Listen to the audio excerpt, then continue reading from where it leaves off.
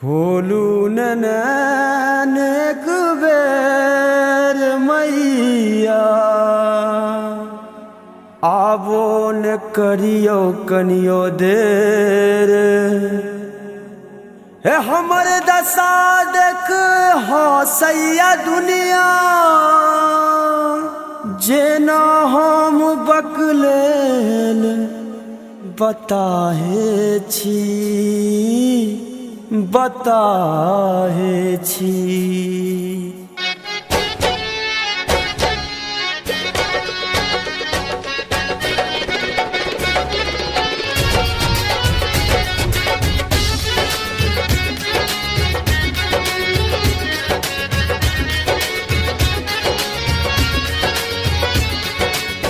जीवन हमर वीरान बनल गे अपनो एहिठाम आन बनल गे।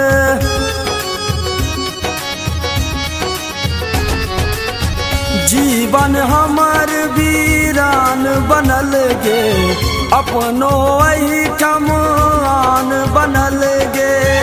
या तो हमर भाग जगा दे नहीं पास बजा ले हमने जानी ककरो रे।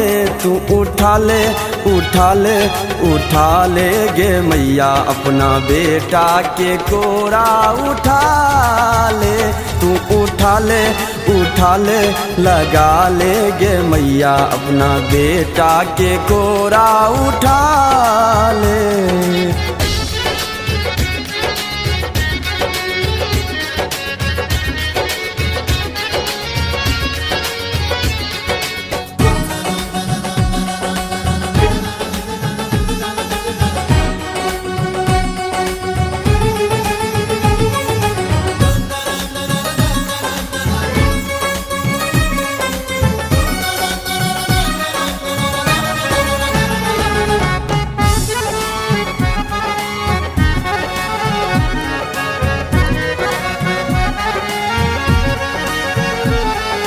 जन में सपापी सदखन दुखे हम काटी हमर जीवन लगैया पहाड़।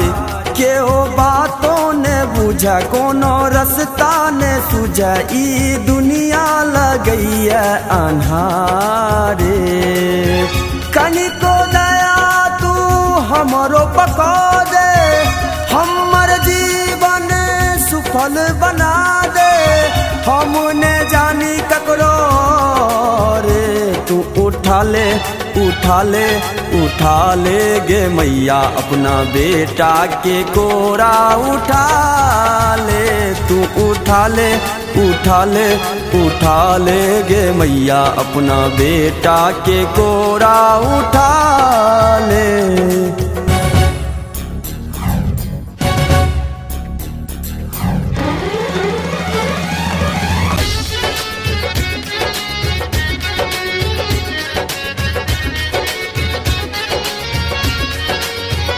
सुनई मैया भवानी सब जनते छ कहानी हमरा के ओने आब सोहाइया न केओ अपन बुझैया सब स्वार्थे खोजैया सब पागल हमरा कहैया। मुँह के सजा के भाग जगा दे नवनीत के निक रास्ता दिखा दे। हमने जानी ककरो रे। तू उठा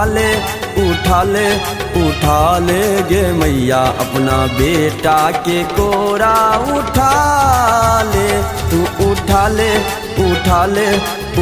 ले गे मैया अपना बेटा के कोरा उठा ले।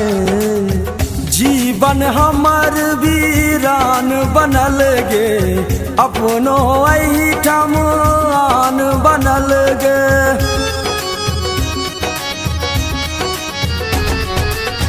जीवन हमर वीरान बनल गे अपनो एहिठाम आन बनल गे।